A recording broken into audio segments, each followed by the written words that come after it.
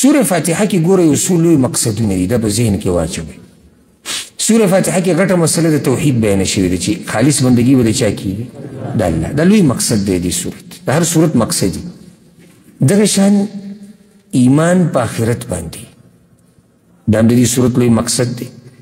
دغه شان عبادت څه ته وایي او د چا به یې کې دا مسله. دغه شان هدایت غوښته د الله نه او بیا په دې هدایت مضبوط پاتې کېده دا لوی مقصد دی. او د پخوانو امتونو حال ته پکې هم اشاره شوې ده چې د دغه حالاتو نه به ځان به لرې ساتي د هغوی په شان به نه کېږي. دا د صورت مقصدونه دي غټ.